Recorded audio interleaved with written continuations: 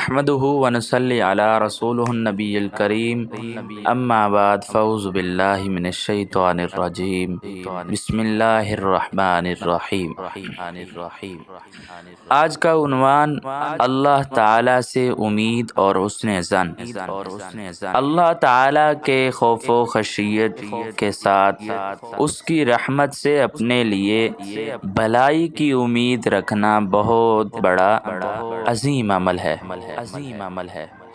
حضرت ابو ہریرہ رضی اللہ تعالیٰ عنہ روایت کرتے ہیں کیا حضرت صلی اللہ علیہ وسلم نے ارشاد فرمایا، ان حسن الظن من حسن عبادت اللہ۔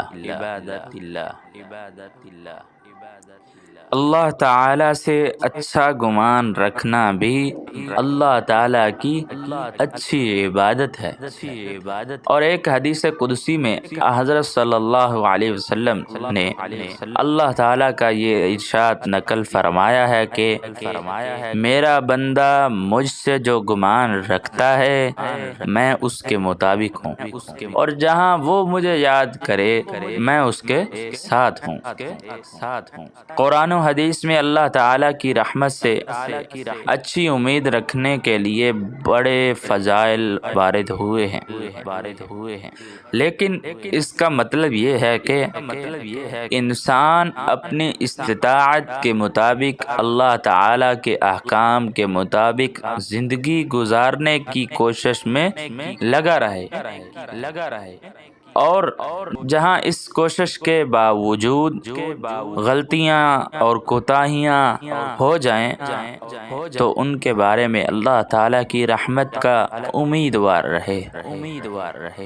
لیکن اگر کوئی شخص اپنی زندگی میں اللہ کے احکام سے بالکل غافل ہو، اپنی اصلاح کے مطابق فکر نہ کرے اور اپنے آپ کو بے لگام نفسیانی خواہشات کے پیچھے چلنے کے لیے آزاد چھوڑ دے، اور اس غفلت اور بے فکری کے باوجود آرزوئیں باندھے کہ خود بخود مغفرت ہو جائے گی، تو ایسے شخص کی حدیث میں سخت مذمت کی گئی ہے۔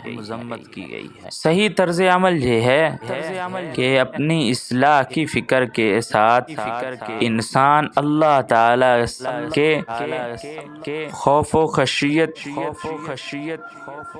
اس کے ساتھ حسن ظن اور اس کی رحمت کی امید، دونوں باتوں کو اس طرح جمع کرے کہ ملی جلی کیفیت اس پر طاری رہے۔ حضرت انس رضی اللہ تعالی عنہ روایت کرتے ہیں کہ حضرت صلی اللہ علیہ وسلم ایک نوجوان کے پاس تشریف لے گئے جو بستر مرگ پر تھا۔ آپ صلی اللہ علیہ وسلم نے اس سے پوچھا کہ تم کیا محسوس کرتے ہو؟ اس نے عرض کیا کہ یا رسول اللہ صلی اللہ علیہ وسلم، مجھے اللہ تعالی سے بہت امید ہے، لیکن ساتھ ہی اپنے گناہوں کا ڈر بھی ہے۔ آپ صلی اللہ علیہ وسلم نے ارشاد فرمایا کہ جس مومن کے دل میں اس جیسے موقع پر یہ دونوں باتیں جمع ہو، اللہ تعالیٰ اس کی امید پوری فرما دیتے ہیں اور اسے اس کے خوف سے مامون فرما دیتے ہیں۔ اللہ تعالیٰ اس مضمون کو ہم سب کی اصلاح کا ذریعہ بنائے، آمین۔ وآخر دعوانا ان الحمد للہ رب